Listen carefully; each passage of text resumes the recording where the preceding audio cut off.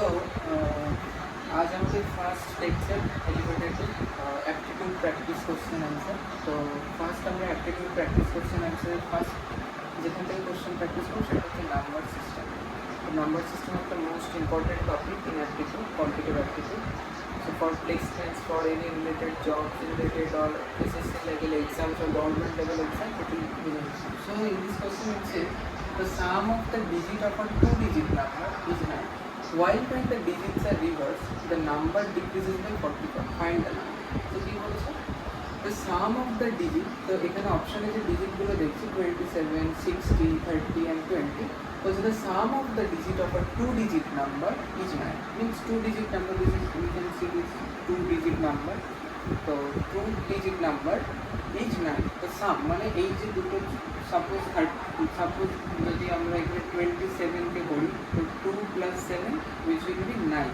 So এখানে বলেছেন sum of two digit number is 9. While when the digits are reversed, means এই ডিজিটটা এই যে সাম করার পরে যে ডিজিটটাকে সাম করেছিলাম সেটাকে রিভার্স করলে কি হবে? আমাদের যদি 27 কে রিভার্স করি তাহলে 72.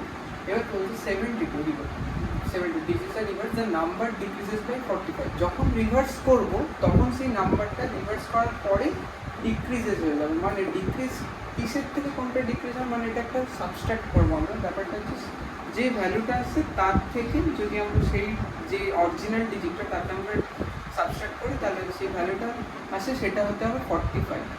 তো আমরা এটাকে সাবস্ট্রাক্ট করে দেখি, সাবস্ট্রাক্ট করলে আমাদের সেটা 45 আসে। সাবস্ট্রাক্ট মিনস এ করলে আমাদের 45 আসে। তাহলে ফাইন্ড দ্য নাম্বার, তাহলে আমাদের অ্যান্সার কি আসছে? 45 অ্যান্সার আসছে। কিন্তু মেন যদি আমরা 27কেই করি only if it's possible. For যদি 60তে করি 6 + 0, তো 60 করলে 60 না, সাপোজ আমরা করছি 36। তো 30 যেহেতু এগুলো 0 আছে তো আমরা জিরোর সাথে কোনো কিছু যোগ করবো সেটা কিছুই হয় না, তো সেটা জিরোই থেকে যায়। তো 36, তাহলে 6 + 3 করলাম, ফার্স্ট 6 + 3 9 আসছে, দেন 63 করলাম, 63 - 36 করলে কিন্তু 45 আসছে না। তো final answer will be 27. So hope you like this video. Thank you and share with your friends.